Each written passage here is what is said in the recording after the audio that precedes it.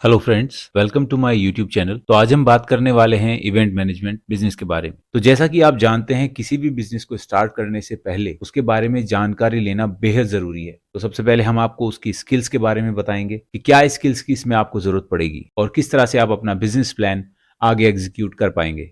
तो स्किल्स के बारे में मैं आपको बता दूं, अगर आप इस बिजनेस को लेकर स्किल्स डेवलप करना चाहते हैं तो अपने स्किल सेट पर काम करें। तो इसमें सबसे पहले आपको कम्युनिकेशन पर ध्यान देना है। आपको रिटन कम्युनिकेशन भी आना चाहिए, वर्बल कम्युनिकेशन भी आना चाहिए, जैसे कि क्लाइंट से बात करना या अपने वेंडर से बात करना। तो बेसिक चीज़ है किसी भी बिजनेस की कि आपको बात करनी आनी चाहिए सबसे पहले तो। और बात करने के साथ साथ आप अपनी ऑर्गेनाइजेशन को कैसे हैंडल करेंगे, उसमें काम करने वाले लोगों को कैसे हैंडल करेंगे, इवेंट मैनेजमेंट से रिलेटेड जिन लोगों को आप हायर करेंगे उनको आप कैसे हैंडल करेंगे, और क्लाइंट की शिकायतों को, क्लाइंट की रिक्वायरमेंट को कैसे आपको हैंडल करना है। फिर आता है टाइम मैनेजमेंट, कैसे आपको अपना प्लान एग्जीक्यूट करना है, किस टाइम पे क्या होना है, क्या सर्विसेज आपको क्लाइंट को देनी है, क्या कमिटमेंट है। वो सब चीज़ें आपकी टाइम मैनेजमेंट में आती हैं। फिर एक नेगोशिएशन की स्किल है जिसमें आप अपने क्लाइंट से नेगोशिएट करना सीखेंगे, उससे बात करेंगे। आप रेट पे बात करें या आपकी रिक्वायरमेंट पे बात करें, तो डील अगर आप कर रहे हैं किसी से तो आपको नेगोशिएट भी करना आना चाहिए। परचेजिंग के टाइम पे भी आपको नेगोशिएट करना है कि आप किसी चीज़ सामान को खरीद रहे हैं, कोई वेंडर आप हायर कर रहे हैं, उससे किस रेट पर आप सामान लेंगे, किस रेट पर आगे देंगे।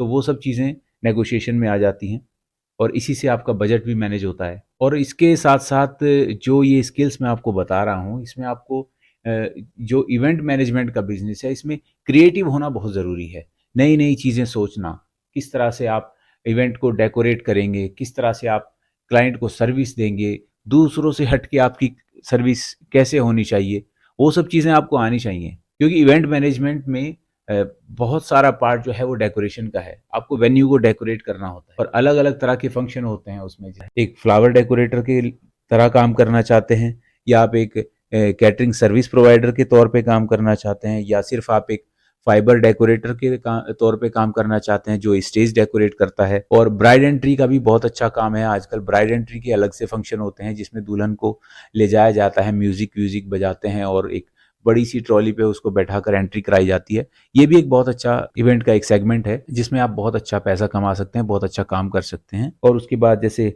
हल्दी का फंक्शन है, मेहंदी का फंक्शन है, बर्थडे पार्टी है, फ्यूनरल है। तो ये सब चीज़ें हैं, बहुत सारे सेगमेंट हैं इवेंट को लेकर। तो आप इन सब चीज़ों में किसी में भी एक महारत हासिल कर सकते हैं, या फिर आप अलग अलग वेंडर्स को इसमें पकड़ सकते हैं। आप एक कंपनी रजिस्टर कराकर अलग अलग वेंडर से ये सब काम करा सकते हैं। तो ये आपकी सर्विसेज आती हैं इवेंट मैनेजमेंट में।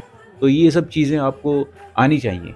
ये स्किल्स अगर आपके अंदर होंगी, इन सब चीज़ों के बारे में अगर आप अवेयर होंगे, जानकारी होगी, तभी आप इस बिज़नेस को बहुत अच्छे से कर पाएँगे। तो ये स्किल्स के बारे में मैंने आपको कुछ बताया कि ये सब जो है स्किल आपके अंदर होनी चाहिए।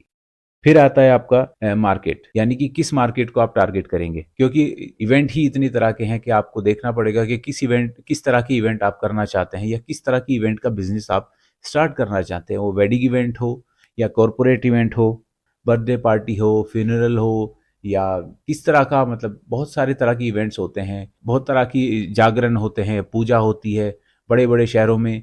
जैसे मुंबई में गणपति का फेस्टिवल होता है। तो ऐसे बहुत सारी इवेंट कंपनीज़ हैं जो इनको कैरी करती हैं। तो आपको देखना पड़ेगा कि आप किस तरह की इवेंट में इंटरेस्टेड हैं। उसी तरह की आपको मार्केटिंग करनी है सोशल मीडिया पे, उसी तरह से आपको सब अपना मार्केट करना पड़ेगा कि आपकी कंपनी किस तरह की इवेंट्स कराती है। तो उसी से रिलेटेड आपको क्लाइंट मिलेंगे फिर। क्योंकि पता चला आप किसी इंटरेस्टेड किसी चीज़ में है, मार्केट आप किस चीज़ का कर रहे हैं और आपको क्लाइंट कोई मिल रहा है, तो उसमें थोड़ा डिस्टर्ब रहेगा। तो ये सब डिटरमाइन अगर आप करके चलेंगे, अपने प्लान में इसको ऐड करके चलेंगे, तो आपको काफ़ी बेनिफिट होगा। तो ये मार्केटिंग के बारे में आपको जानकारी होनी चाहिए। फिर उसके बाद आता है आपका बिज़नेस का जो प्लान है, वो आप कैसे एग्ज़ीक्यूट करेंगे। यानी कि आपको बिज़नेस कहाँ से स्टार्ट करना है, कहाँ तक लेके जाना है। आप बिल्कुल एक बेसिक से लेकर चलिए कि आपको जीएसटी रजिस्ट्रेशन से लेकर अपना इवेंट किस शहर में, किस सेगमेंट में स्टार्ट करके कहाँ तक लेके जाना है, कितना आपका टर्नओवर होना चाहिए, कितने क्लाइंट आपको मंथ में पकड़ने हैं, कितने कितने इवेंट्स आपको एक एक मंथ में करने हैं, या ईयरली कितने आपको इवेंट्स करने हैं, कितनी आपकी कैपेसिटी है, कितनी उससे अर्निंग होगी, और कितना आपका उसमें इन्वेस्टमेंट होगा। ये सब एक बिजनेस प्लान का हिस्सा है। तो ये आपको पहले से एक लेकर चलना होगा। एक आउटलाइन आप ले सकते हैं एग्जैक्टली, तो जब आप बिजनेस स्टार्ट करेंगे तब आपको पता चलेगा कि हाँ, कहाँ मेरा खर्चा हो रहा है, कहाँ मेरी इनकम हो रही है, किस सोर्स से मेरा बेनिफिट है, किस तरह के क्लाइंट मुझे पकड़ने हैं। ये तो एक प्रैक्टिकली आपको करने के बाद पता चलेगा। लेकिन अगर आप पहले से ही माइंड सेट करके रहेंगे कि कब क्या होना है, कैसे करना है मुझे, तो आपको काफ़ी हेल्प मिलेगी उसमें। तो ये आपका बिजनेस प्लान का पार्ट है, ये भी आपको सोच के चलना है पहले से। तो फ्रेंड्स, बिजनेस प्लान जब आप बना लेंगे अपना, उसके बाद अपना आप ऑफिस खोल के बैठेंगे, वहाँ आप मार्केटिंग करेंगे, लोग आपके पास आएंगे अपने रिक्वायरमेंट लेकर, तो आपको देखना है कि उसको क्या क्या सर्विस आपको देनी है। तो आपको उन सर्विसेज को उसे देने के लिए पहले खुद प्रिपेयर करना पड़ेगा। यानी कि अगर आप हल्दी का फंक्शन कोई पकड़ते हैं, अगर आपको मिला कि हाँ, एक हल्दी का फंक्शन कराना है, मेहंदी का फंक्शन कराना है, तो उसमें किस किस चीज़ की ज़रूरत पड़ेगी, किन सप्लायर्स की ज़रूरत पड़ेगी, किन वेंडर्स की ज़रूरत पड़ेगी, किस मटेरियल की ज़रूरत पड़ेगी, किस तरह का डेकोरेशन होगा, किस तरह की केटरिंग सर्विस होगी, वो सब चीज़ें आपको देखनी है।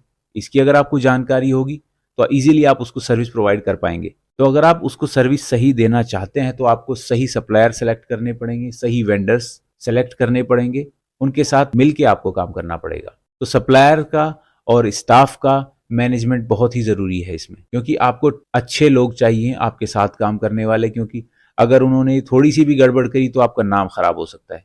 तो इन सबको चीज़ों को देखते हुए आपको अपने काम को आगे लेकर जाना है। तो अगर आप अपने क्लाइंट को कमिट करते हैं कि हाँ, फलां डेट में फलां आपका जो है ये काम है और ये हमें करके देना है, डेकोरेशन करके देनी है, कैटरिंग सर्विस देनी है, तो आप उसी तरह से बढ़िया वेंडर्स और बढ़िया स्टाफ को सेलेक्ट करें जो आपके अकॉर्डिंग काम करे और आपके क्लाइंट को सेटिस्फाई कर सके। क्योंकि अगर आपका क्लाइंट सेटिस्फाइड नहीं होगा तो वो जो स्टाफ है, जो वेंडर हैं, जो भी आपने लोग हायर करे हैं उसको काम को करने के लिए, वो तो अपना काम करके चले जाएंगे, लेकिन आपकी कंपनी का नाम खराब हो जाएगा।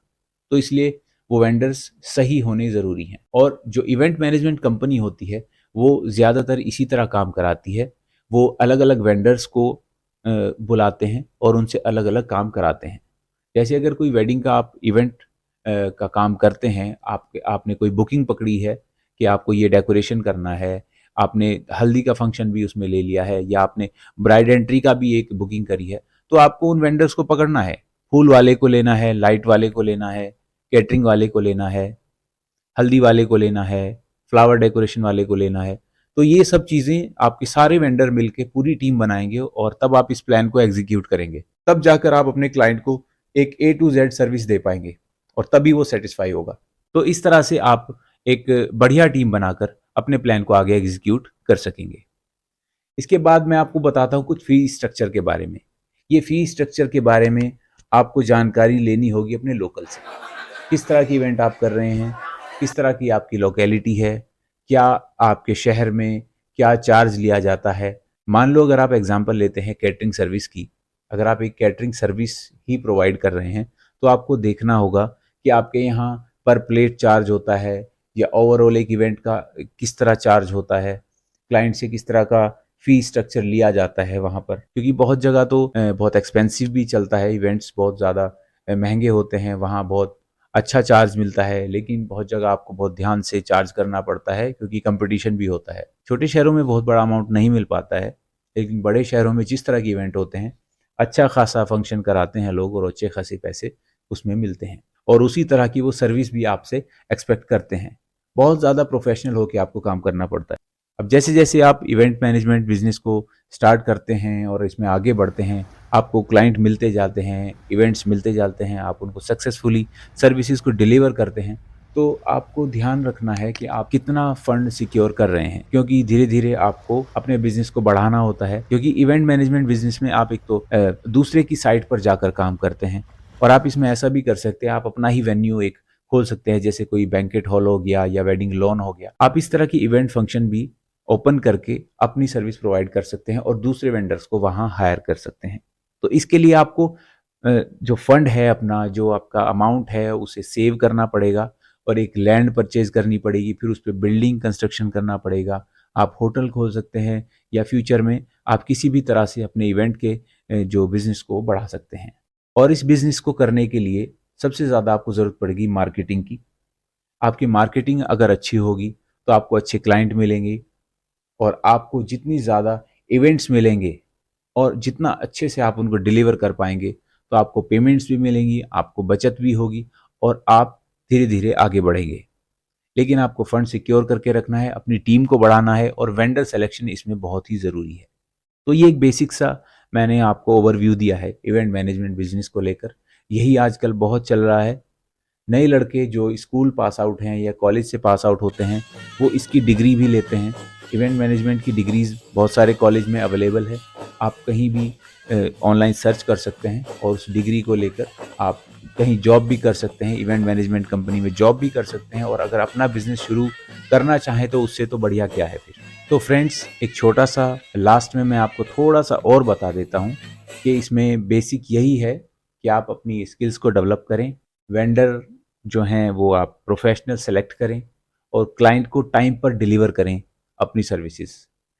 अगर आप प्रोफेशनल टीम हायर करेंगे और प्रोफेशनल लोगों के साथ काम करेंगे तो आपका जो इवेंट मैनेजमेंट बिजनेस है वो आप कितना भी एक्सपेंड कर सकते हैं। आप अपने शहर से लेकर दूसरे शहरों तक अप्रोच कर सकते हैं। इसमें काफ़ी स्कोप है और आप अपने बिजनेस को कितना भी बढ़ा सकते हैं। तो दोस्तों, अगर आप इवेंट के बिजनेस से रिलेटेड कोई भी क्वेश्चन अपने मन में रखते हैं, कुछ भी पूछना चाहते हैं, तो आप मुझे कमेंट कीजिए। मैं आपके सभी क्वेश्चंस के जवाब दूंगा और उन पर एक वीडियो भी बनाऊंगा। जो भी आपकी प्रॉब्लम होगी मैं उस वीडियो में उसको सॉल्व करूंगा और आपको प्रॉपर गाइडलाइन दूंगा कि कैसे आप अपना इवेंट मैनेजमेंट बिजनेस स्टार्ट कर सकते हैं। और आगे मैं और भी इस पे वीडियो बनाने वाला हूं। अगर आप इस पे अपडेट रहना चाहते हैं कि आजकल इवेंट बिजनेस में क्या चल रहा है, नए क्या मॉडिफिकेशंस आ रहे हैं, क्या लोग पसंद कर रहे हैं, क्लाइंट को क्या पसंद है, तो आप मेरे चैनल को सब्सक्राइब करें, लाइक करें और दूसरों तक शेयर करें।